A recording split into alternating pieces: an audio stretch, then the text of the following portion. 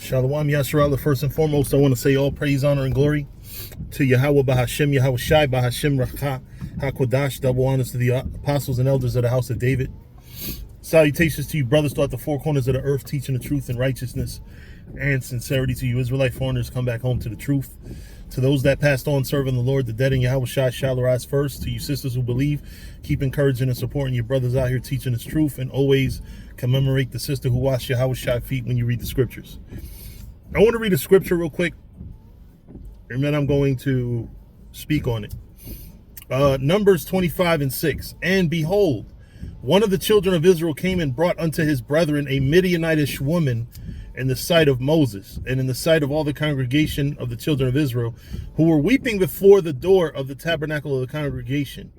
And when Phinehas, the son of Eleazar, the son of Aaron the priest, saw it, he rose from among the congregation and took a javelin in his hand. So first things first is, why does a priest have easy access to a weapon? You know, it was very dangerous times back then. It says, and he went after the man of Israel into the tent and thrust both of them through, the man of Israel and the woman through her belly. So the plague was stayed from the children of Israel. And those that died in the plague were 20 and 4,000. The main thing that I wanted to point out here was, in the sight of all the congregation of the children of Israel. So one thing that I wanted to talk about was, it's one thing to sin, and it's one thing to be brash and bold in your sin. Phinehas had to make an example of this man. And this is what happens among black and Latino people. We sin, and not only we sin in America, because we're in America, we're so fucking blatant with it. You have so many of our people that advertise our failures. We advertise our own failures. We put each other on social media. We put ourselves on social media. Black women and Latino women put themselves on social media, which is pretty much where everybody gets to meet everybody, right? There's Edomites from a part of Arkansas that have never seen a black person in person, or have seen very few. So they see you online on social media, whoring, arguing, offering fights. And the truth of the matter is, all we're doing is misrepresenting ourselves to these other races. Like, seriously, you see all these fucking white people that think they know the ins and outs of so-called black culture through social media. So when all you see is women of color posting pictures and videos going viral, twerking and being half naked and, you know, basically showing off their sexiness. You see black and brown people fighting and arguing amongst each other. You get a representation in your mind that black and brown people are just ghetto all over, everywhere they fucking go. And then you go, and I know that this has been a hot topic for me, but then you go on cruises and you got black and Latino people acting out. It tends to overshadow the black and brown people that are good people and aren't. Because the problem is, the sin and the evil has a louder voice than the positive and the righteousness. That's why we do these videos. That's why we going out to camp, and we want to put voices out there to fight against the evil voices. We're out here fighting against evil, and we want to be louder than the evil, but it's almost impossible. How am I going to be the sexy black woman by telling the world that you're sinning and you're evil and you got to stop? Would you rather watch me, or would you rather watch a fine black or brown woman twerking? Because that's all they do is sexualize our women. You know, their women are the paragon of virtue, supposedly. But before there was any black woman twerking on social media, there was Girls Gone Wild, which was practically all white women.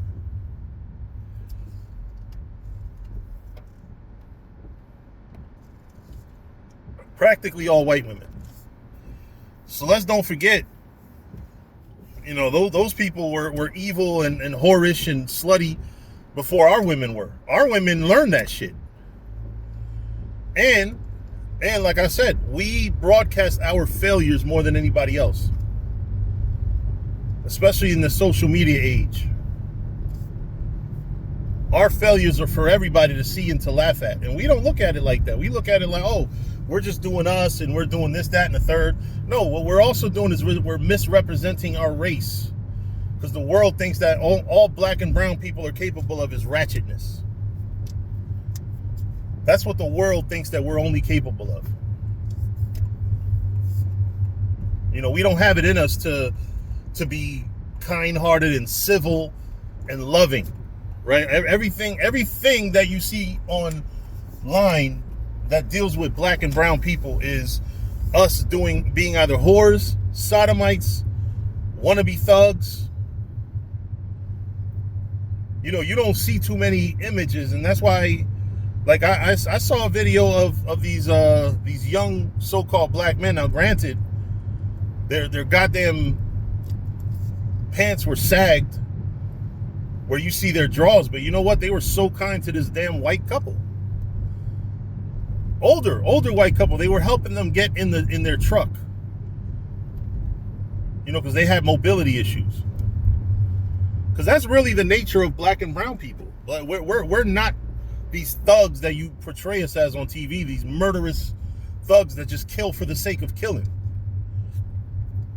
You see a Nino Brown kill at will. You see rappers talking about, yeah, I was born to kill. Like, Rick Ross dropped an album called Born to Kill, which he probably stole it from the movie Full Metal Jacket with a white man. Matthew Modine, I think, was the one that had Born to Kill in the peace sign and was getting cursed out at right and left during the movie. But we're the ones that copy that shit, and at the end of the day, they look at us as that. They think, yeah, black and brown people are born to destroy the world. So how do I relate it back to that scripture is there's going to have to come a time where we're going to have to put these damn race traders in the spirit world.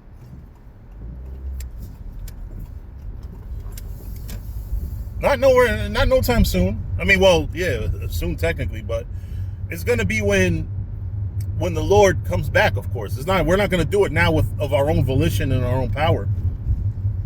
But that's how strict it is, man.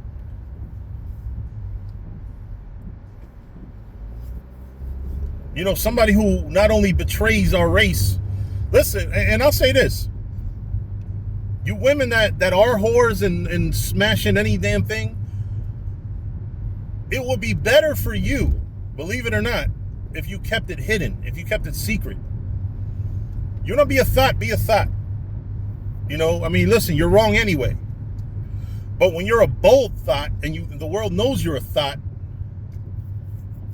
because I got a lot of thoughts on my social media that I went to high school and college with, and they post videos and pictures of themselves half naked every chance they damn well near get. They want the world to see, oh, this is me and Cabo in a two-piece bathing suit. I mean, none of them go to Cabo now. Now everything is Tulum or Cozumel. But oh, look at me in a two-piece bathing suit, or just the other. I know this chick named Felicia. Beautiful ass bitch, man. I'm a beautiful girl. Literally like a 10 out of 10. A little on the chunky side, but nothing you would be like, oh, I ain't fucking with her. Beautiful, like a 10, right? She's on a fucking cruise right now with her children. And I saw a video, a picture or video she posted in a bikini it's a thong bikini. You see her ass. And I'm like, yo, why? And then I saw a white man in the background of one of them looking at her. And I don't know if that look is disgust or lust. But either way, it's like, okay, if it's lust, you just see a black woman cheeks and you just want to fuck. And if it's disgust, I'd be disgusted too. Because when you go on a cruise, you're not going anywhere. You're gonna see the same people for anywhere from 4 to shit. I've seen cruises for 12, 13 days. I've seen, some pretty long cruises. So you're in the same community, eating at the same places, going to the same clubs and going to the same bars as people for 8 days. So this guy probably saw her with her kids and is wondering why the fuck a grown-ass woman with children. This chick worked with me at Optimum at least 10 years ago. Maybe more, likely more. So she's got to be in her late 30s at the youngest, possibly early 40s. And like I said, beautiful woman. To my knowledge, she makes her livings off of selling bundles. So basically, she sells hair. She sells hair. And it's like, yo, you're in a fucking cruise showing the world literally your ass. That's what's wrong with black and brown people. We not only do we sin, but we're blatant sinners.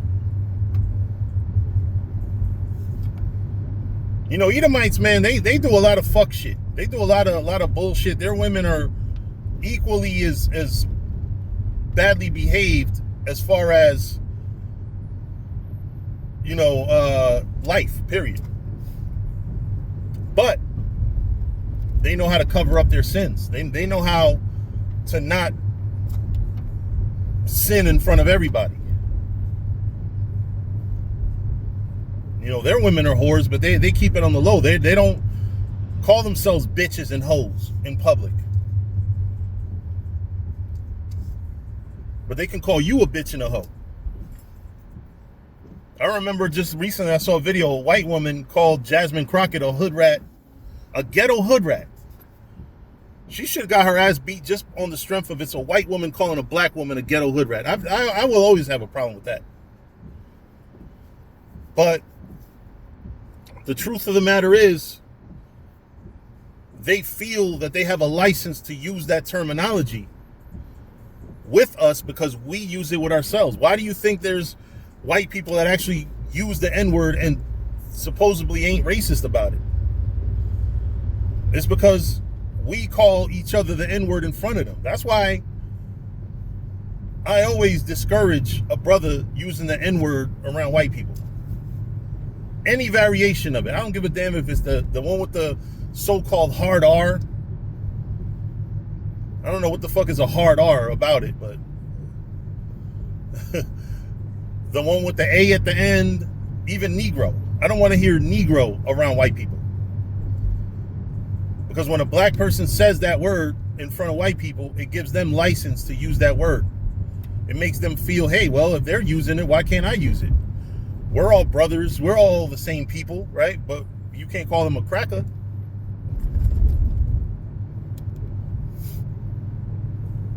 I'm very so-called, quote-unquote, sensitive about these issues because at the end of the day, the way I look at Edomites is they are our enemy. And I don't want to give them even a small victory.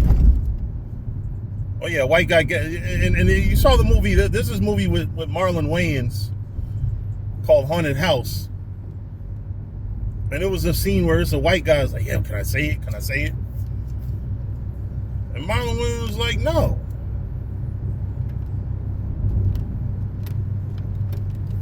These people are our enemy, and we need to realize that when we publicize our gangbanging, our drug dealing, all the rap music, period, has given white people fodder to think less of black and brown people. All these years. You know, you thought Ice Cube was a super thug, and now you realize he was always a fucking cornball.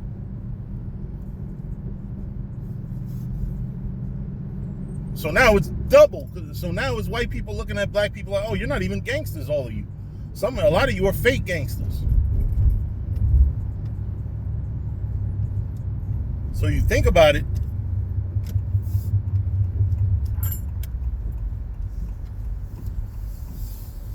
So if you think about it, you know, we are our own worst enemy. We hurt ourselves. Everything that's bad about black and brown people, we feed the other nations the knowledge of it.